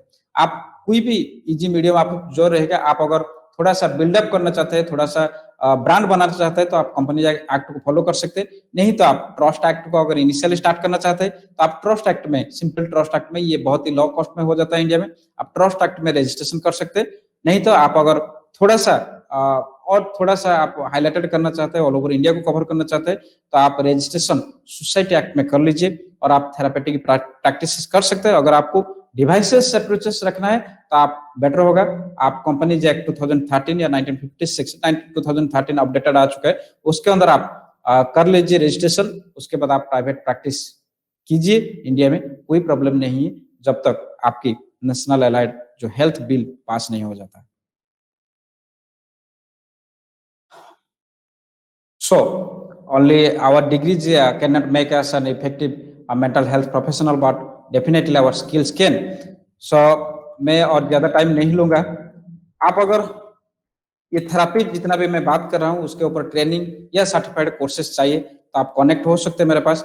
जो प्रोडक्ट की बात कर रहे हैं, जो प्रोडक्ट अभी देखेंगे डेमोन्स्ट्रेशन, तो वो प्रोडक्ट को अगर आपको भी एडॉप्ट करना है, आपके पास ये जो लाइबिलिटी है, अगर आपकी थेरापेटिक अप्रोचेस है, क्लिनिक है, प्राइवेट सेटअप है, ऐसे भी इंडिया में तो कोई लाइसेंस नहीं है, क्योंकि अगर आप कोई भी सोसाइटी में देखेंगे तो हंड्रेड्स ऑफ आपको फेक डॉक्टर्स मिल जाते हैं जो कि एलोपैथिक सिस्टम प्रैक्टिस करे। लेकिन हम लीगल की बात कर रहे हैं, आप ट्रस्ट एक्ट, सोसाइटी एक्ट और या प्राइवेट लिमिटेड या कंपनीज कॉर्पोरेशन इनकॉर्पोरेशन एक्ट में आप जा सकते हैं और उसके अंडर आपकी प्राइवेट प्रैक्टिस आप खोल सकते हैं। अगर आप रिस्क ले सकते हैं, क्योंकि मेंटल हेल्थ में आपको इनिशियली जो प्रॉब्लम्स आ रहा है, आपको हम बात कर चुके हैं, आपके इतना क्लाइंट्स नहीं मिलेगा जो कि आप बिजनेस ग्रो कर सकते हैं। तो आप अगर ये ट्रेनिंग कोर्सेज, सर्टिफाइड कोर्सेज करना चाहते हैं तो आप डेफिनेटली कनेक्ट हो सकते हैं। आपको प्रोडक्ट चाहिए, बेच फ्लावर चाहिए, आप कनेक्ट हो सकते हैं। ये मेरा कनेक्ट डिटेल्स है, उसमें सारे चीजें है। मेरा यूट्यूब चैनल उसमें है, फेसबुक पेज है, आप टाइम टू टाइम उसमें बहुत सारा नोटिफिकेशन आता है, आप उसी के थ्रू कनेक्ट हो सकते हैं। नहीं तो पर्सनली आपके पास मेरा डिटेल्स भी है, आप कनेक्ट हो सकते हैं। Thank you everyone. मैं चाहता हूँ आपको डेमोन्स्ट्रेशन दिखाने के लिए, थोड़ा सा मेरे को इसको क्लोज करने के लिए दीजिए। तो पहले हम ब्रेनवेव थेरापी की बात करते हैं। ये आप जो देख रहे हैं मेरा लैब, ये ब्रेनवेव लैब है। यहाँ पे सुबह शाम मेरा मेडिटेशन योगा का सेशन पूरा रहता है 1.5 घंटा का। उसमें लास्ट में मैं ब्रेनवेव के साथ कुछ गाइडेड मेडिटेशन का प्रोसेस चलाता हूँ, जो कि काफी इफेक्टिव रह चुका है। तो ये आप देख लीजिए, ये सेटअप होके रहा है जो वॉल के साथ। इसका अंदर एक डिवाइसेस है जो कि ब्रेनवेव प्रोड्यूस करता है, और ये जब आप सिस्टम से लगाएंगे, कोई सिस्टम चाहिए आपको, लैपटॉप चाहिए, लैपटॉप से आप जब ब्रेनवेव ट्रैक, आप जो ऑडिटरी सिस्टम है, जो ऑडियो सॉफ्टवेयर से, उसके अंदर आपको जब ब्रेनवेव ट्रैक को चलाएंगे तो उसमें हमारा जो लैब है, इसमें 7 टाइप्स ऑफ ब्रेनवेव हम लोडेड करके रखे। तो स्पेसिफिकली हम 3 टाइप्स ऑफ ब्रेनवेव यूज कराते हैं। तो ब्रेनवेव क्या होता है, आपको ये जो alpha level, theta level, delta level, ये 3 लेवल में मेरा मशीन में लोडेड है। तो ये 3 लेवल से आपको अगर मान लीजिए सिंपल रिलैक्सेशन चाहिए तो अल्फा लेवल दे सकते हैं। आपको और थोड़ा सा ज्यादा रिलैक्सेशन चाहिए, आप थीटा लेवल का दे सकते हैं। आपको ज्यादा रिलैक्सेशन चाहिए तो आप डायरेक्टली डेल्टा लेवल दे सकते हैं, लेकिन डेल्टा लेवल में थोड़ा सा जब उठेंगे, ये जो हेडफोन आप देख रहे हैं, ये हेडफोन के जरिए, क्योंकि हमारा कोई सेंसरी ऑर्गन चाहिए उसको रिसेप्टिव होने के लिए, तो और कोई ऑप्शन नहीं रहता है। तो ये सिंस ये ऑडियो सिस्टम में काम करता है, तो ये आपको हेडफोन से लगा दिया जाता है। कोई भी जो भी पेशेंट्स रहते हैं, जो भी मेंबर्स रहते हैं, तो इसमें लगा दिया जाता है ये दोनों कान में। तो कानों के थ्रू जब ये ब्रेन वेव अल्टर करता है और एंटर करता है सेंसरी सिस्टम में, तो इसमें क्या होता है, उसको डीप रिलैक्सेशन मिल जाता है। आपको बहुत ज्यादा अगर कंटिन्यूसली उसको प्रैक्टिस करेंगे तो ये जो एंजाइटी, डिप्रेशन या बॉडी पेन या स्टोमक अपसेट, ये उसमें बहुत ज्यादा इफेक्टिव रिजल्ट डालता है। जिन लोग को ब्लड प्रेशर था, वो लोग जब सुबह सुबह आते हैं यहाँ पे मेडिटेशन योगा करने के लिए, ये बहुत ही इफेक्टिव उनको ब्लड प्रेशर कंट्रोल में रखने के लिए ये बहुत ही इफेक्टिव रिजल्ट आज तक दे रहा है। ये ब्रेन वेव थेरापी है। इसमें जो लेवल आपको चाहिए, जो सिचुएशन के हिसाब से, मान लीजिए किसी को हार्ट प्रॉब्लम है तो डायरेक्टली हम डेल्टा लेवल नहीं दे सकते, तो ये इसका ऊपर टोटल ट्रेनिंग रहता है। ये कैसे काम करता है, ये इसको कैसे कस्टमाइज किया जा सकता है, ये टोटल प्रोसेस रहता है। लेकिन ये बहुत ही इफेक्टिव रिजल्ट दे रहा है। आप यूट्यूब में बहुत सारा फ्री ब्रेनवेव मिलता है, आप उसको पता नहीं कितना इफेक्टिव है, लेकिन बहुत सारा लोग ब्रेनवेव के एड दिए हैं, आप उसको सुन सकते हैं। कुछ दिन कंटिन्यूसली सुन के उसको मजा ले सकते हैं। लेकिन ये सही यूट्यूब में फ्री रिसोर्सेस सही है कि गलत है, मेरे को ये पता नहीं है। मेरा जो ब्रेनवेव से ये अमेरिकन यूनियन ऑफ एनएलपी से डायरेक्टली रजिस्टर्ड करके लाइसेंस, वहां से मैंने ऑथराइजेशन लिया हूं, जो कि मैं पेशेंट के ऊपर यूज करता हूं। और ये लैब में टोटल 3 साल से यहाँ पे जितना भी मेडिटेशन के लिए आते हैं, जितना भी योगा के लिए आते हैं, उनके ऊपर भी हम जनरली अप्लाई करते हैं। मैं काफी सालों से मैं खुद इस सुबह का सेशन में ब्रेनवेव लेता हूँ। नेक्स्ट है आपके बेच फ्लावर है। ये बेच फ्लावर बहुत ही इफेक्टिव रिजल्ट देता है। इसमें 30 ml आपकी 60 ml का बोतल आता है। ये बेच फ्लावर है। ये 38 मतलब 38 कॉम्बिनेशन होता है।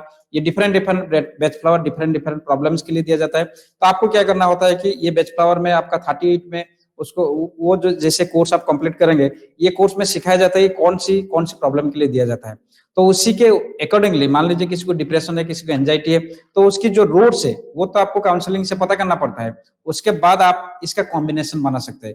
किसी को मान लीजिए एंजाइटी के लिए नींद नहीं आ रहे, तो उसको जो स्लीप प्रॉब्लम है उसके लिए आप एक कॉम्बिनेशन बना सकते हैं। तो ये इंडिविजुअल कॉम्बिनेशन में काम नहीं करता है। इंडिविजुअल आप अगर देंगे एक बोतल में काम नहीं करेगा। ये जो 3-4 बोतल मैंने पकड़ रहा हूँ, ये डिफरेंट है। ये सब डिफरेंट है, ये कोई एक नहीं है। तो ये सारे चीज आपको बेच फ्लावर से इफेक्टिव रिजल्ट मिलता है डेफिनेटली। नेक्स्ट है आपका एलएफएमएस डिवाइस को आप देख लीजिए, ये बहुत ही इफेक्टिवली रिजल्ट दे रहा है। ये है आपका एलएफएमएस डिवाइस। ये जो डिवाइस देख रहे हैं आप, इसमें मैग्नेटिक कॉइल लगा हुआ है। ये पोर्शन में, विशेषकर ये पोर्शन में जब पेशेंट आता है तो पेशेंट की जो हेड पोर्शन है ये इसके अंदर रहता है, इसमें सुला देता है। तो इसमें ये दोनों साइड, ये टोटल ये 9 कॉइल्स, इसमें मैग्नेटिक कॉइल्स है। तो ये मैग्नेटिक कॉइल्स काम कैसे करता है ना, इसके लिए एक फ्रीक्वेंसी मशीन है। जो फ्रीक्वेंसी मशीन से हम फ्रीक्वेंसी प्रोवाइड करेंगे, ये है उसकी फ्रीक्वेंसी जनरेटर। तो ये फ्रीक्वेंसी जनरेटर में डिफरेंट फ्रीक्वेंसी है। इसमें लोडेड है आपके अल्फा लेवल की, आपके थीटा लेवल की। इसमें 0 to 20 हर्ट्ज तक फ्रीक्वेंसी है। मान लीजिए आपके जितना भी फ्रीक्वेंसी, हम गामा फ्रीक्वेंसी तक इसमें लोडेड है। आपको पता करना पड़ेगा वो कौन सी स्टेज में है, कितना हाइपर है, कितना ज्यादा हाइपर है कि नॉर्मल है। अगर ज्यादा हाइपर है तो हम डेल्टा डायरेक्टली अप्लाई कर सकते हैं या थीटा लेवल में दे सकते हैं। अगर डेल्टा दे रहे थोड़ा सा सर दर्द करता है, सर भारी करता है, तो इसमें जैसे ही आप करंट देंगे तो ये ऑन हो जाएगा। ऑन होकर आपका जितना भी फ्रीक्वेंसी वो शो करेगा। ये फ्रीक्वेंसी जैसे ही आप मान लीजिए इसमें 2 फ्रीक्वेंसी सेट कर रहे, तो ये 2 फ्रीक्वेंसी इसमें मैग्नेटिक कॉइल के थ्रू, ये डिवाइस में जो हेलमेट के थ्रू, इसमें वो जो ह्यूमन जो पेशेंट है उसकी जो जितना भी न्यूरल पाथवेज है, जितना भी ब्रेन सेल है, उसको स्टिमुलेट करता रहेगा सेम फ्रीक्वेंसी में, जो 2 हर्ट्ज फ्रीक्वेंसी दे रहे हैं। और अगर फ्रीक्वेंसी बढ़ाना चाहेंगे तो आप फ्रीक्वेंसी बढ़ा सकते हैं। ये है आपकी एलएफएमएस थेरापी, जो कि इफेक्टिवली काम कर रहा है।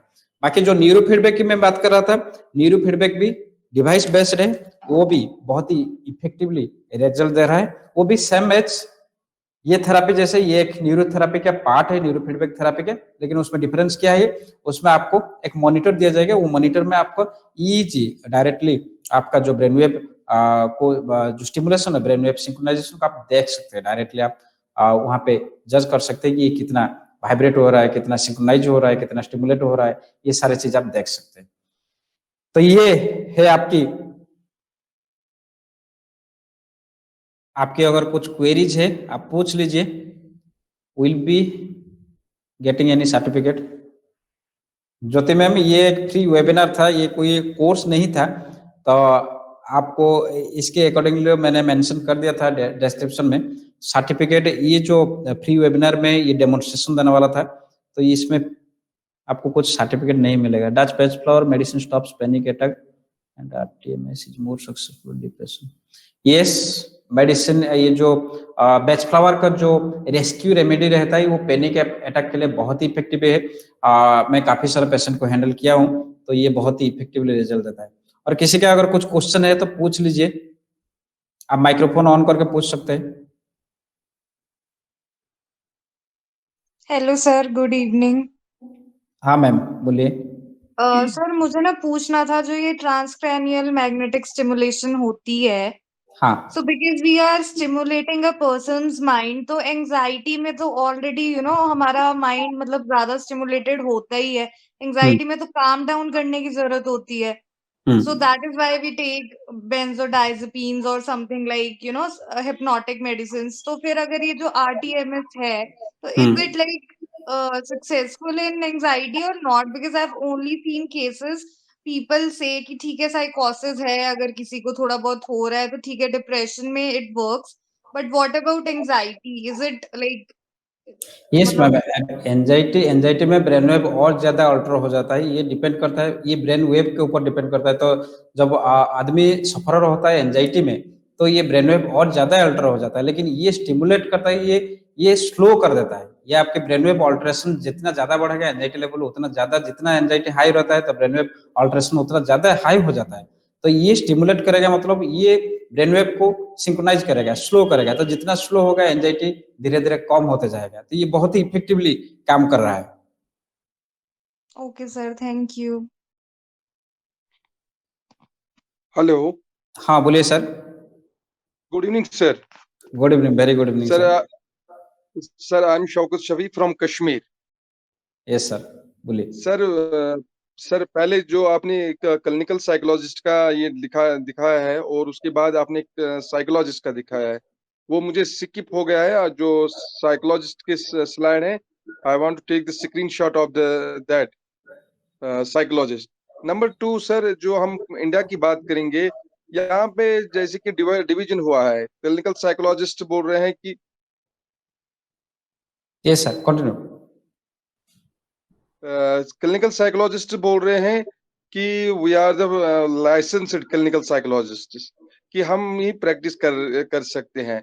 और जो साइकोलॉजिस्ट हैं वो या बाकी काउंसलर्स उनको मतलब नेग्लिजिबल कर रहे हैं। तो जैसे कि ये बिल पास हुई है, अभी इसमें टाइम लगेगा।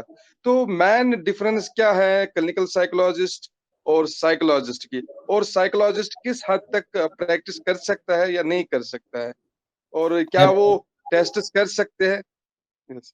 डेफिनेटली सर, आपके क्वेश्चन बहुत ही वैलिड है, जिसको मैंने पॉइंट आउट किया था, शायद उसी समय आप मिस कर दिए। क्लिनिकल साइकोलॉजिस्ट के पास yes they have the licence, जो एमफिल कर रहे हैं, जो आरसीआई से रजिस्टर्ड है, और उनका ये डिमांड है कि हम सिर्फ प्रैक्टिस कर सकते हैं। ये बहुत सारा है जो एथिक्स है, जो फेसबुक ग्रुप में हम देखते हैं, सोशल मीडिया में देखते हैं कि हम प्रैक्टिस कर सकते हैं। आप प्रैक्टिस कीजिए, आपकी जो सेटअप दिया गया है आप प्रैक्टिस कीजिए। उनके पास लाइसेंसर है कि आप जो टेस्टिंग मेथड को कंडक्ट कर सकते हैं, जो डायग्नोसिस कर सकते हैं। लेकिन एक साइकोलॉजिस्ट के पास वो एसेसिबिलिटी नहीं रहता है। जैसे कि मैंने एमएससी क्लिनिकल साइकोलॉजी किया था, उसके बाद मैंने एमफिल नहीं करी, जाने कि मेरे को आरसीआई का रजिस्ट्रेशन नहीं मिलेगा।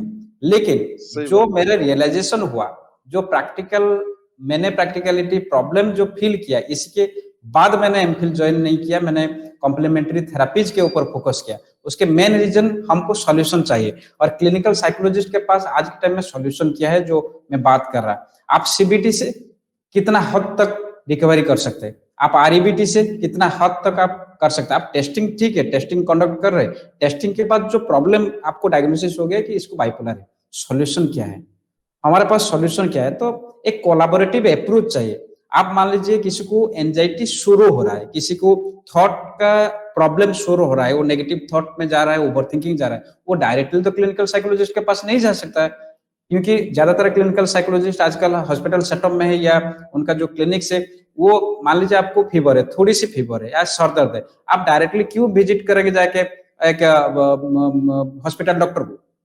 आप तो कोई दवाई स्टोर से ले सकते हैं। तो ये माइंडसेट रहता है। तो एक काउंसलर की जरूरत होता है, और चाहे आप जा रहे हैं, ठीक है, क्लिनिकल साइकोलॉजिस्ट के पास जा रहे हैं, जाइए। और क्लिनिकल साइकोलॉजिस्ट बंधु जितना भी यहाँ पे जुड़े हुए हैं, आप सभी को भी रिक्वेस्ट है, आप एक काउंसलर को नेग्लेक्ट मत कीजिए, क्योंकि आपकी पार्ट है।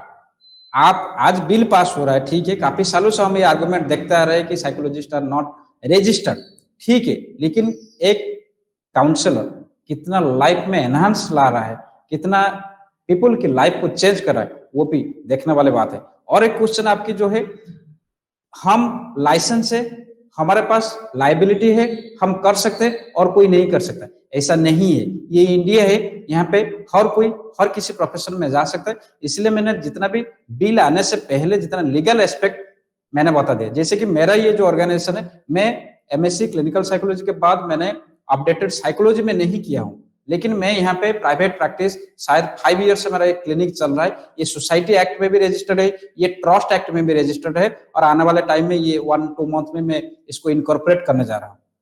तो आपको कोई प्रॉब्लम नहीं होगा सर, आप कोई भी थेरापेटिक अप्रोचेस को एडेप्ट कर सकते हैं, अगर आपकी हैंड अच्छी है, आप अगर काउंसलिंग को सही तरीके से आप काउंसिल कर पा रहे हैं और इफेक्टिव रिजल्ट दे पा रहे हैं।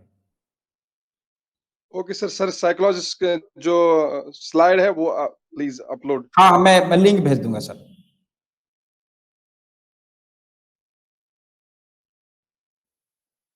और किसी का कुछ क्वेश्चन है तो पूछिए, नहीं तो मैं थोड़ा सा आप लोग से इंटरेक्ट होना चाहूंगा आज की सेशन के बारे में। ओके, साफी सर कुछ बोलना चाहेंगे आज की सेशन के बारे में? Sir, very nice session, very informative and enhance my knowledge, and I get very information about this session. Sir, एक और सर है, जैसे कि आपने बोला है कि रजिस्ट्रेशन एक्ट के तहत या सोसाइटी के या ट्रस्ट के तहत आप कुछ इसमें आगे बढ़ सकते हैं, लेकिन यहाँ पे एक क्वेश्चन है कि जो गवर्नमेंट एम्प्लॉय है लेकिन लोगों का सेवा करना चाहता है एज ए साइकोलॉजिस्ट, तो उसके लिए क्या आपके लिए सर क्या इंफॉर्मेशन है? एक तो गवर्नमेंट गवर्नमेंट में, एम्प्लॉय है। हाँ, गवर्नमेंट एम्प्लॉय है तो आप साइकोलॉजी कोर्स करके सेवा करना चाहते हैं? नहीं सर, एज ए साइकोलॉजिस्ट मैं काम कर रहा हूँ गवर्नमेंट में। अच्छा। लेकिन तो आप ट्रस्ट के द्वारा अगर ट्रस्ट ओपन कर लेंगे या रजिस्ट्रेशन सोसाइटी के अंदर कर लेंगे तो उसमें गवर्नमेंट एम्प्लॉय नहीं होना चाहिए, वो एक नहीं, बात। ट्रस्ट में नहीं हो सकता है, सोसाइटी में आप रह सकते हैं। सोसाइटी में रह सकते हैं। हाँ, ट्रस्ट में नहीं रह सकते, लेकिन सोसाइटी में रह सकते हैं, कोई इश्यू नहीं है। ठीक। ठीक है, thank you sir. Okay, thank you everyone for having a good time and giving me such a long hour, and thank you। यहीं पे हमारा आज की सेशन को समाप्त करते हैं। अगर कुछ जानकारी चाहिए होगा तो आप लोग जरूर कनेक्ट कर लीजिए। कोई कोर्सेज चाहिए, कोई थेरापेटिक प्रोडक्ट्स चाहिए तो आप जरूर कनेक्ट कर सकते हैं। हम उसके लिए ओपन है, क्योंकि इंडिया में बहुत ज्यादा नीड है आपकी, चाहे वो गवर्नमेंट सिस्टम बनाए या नहीं बनाए, लेकिन आपकी नीड सोसाइटी को है, आपकी नीड आपकी फैमिली को है, क्योंकि एक साइकोलॉजिस्ट हर जगह रहना चाहिए, हर फैमिली में रहना चाहिए, एक काउंसलर हर जगह रहना चाहिए। तो ये सारे चीज को हमको ध्यान रखना पड़ेगा। Do good works with good heart, good mind, everything will be okay. आज नहीं तो कल गवर्नमेंट सुन रहा है, No, sir. इसको Sorry, फॉलो sir. I कर was रहा है। driving when you called. Yeah, हाँ sorry. I ma'am, was actually बोलिए। driving when you. No, actually, I was driving when you messaged me. I'm so sorry. You asked me to speak something, but I'm so sorry. I couldn't speak then. It was a nice session. I was listening continuously, though I couldn't see, but I was listening to it. It was nice. It was interactive, and we had little queries about it because this license and all this is coming up, and एक या constant ये हो रहा है सबके बीच में कि RCI होना चाहिए या this या the new bill which has been passed. So हाँ, this is there. So otherwise it was nice, and this I from you I came to know that through these company act and this trust act we can just register ourselves and practice autonomously. So this Yeah. was nice. And in case you get like because I've been into training and into college psychologist. So if in case you need any online, then we are also there to help you. So it would be a nice mutual collaboration if you want. You can make a group in case there is a need. Definitely, ma'am. Definitely. Thank you. Thank you, Thank ma'am. Thank you, everyone. Good night, all.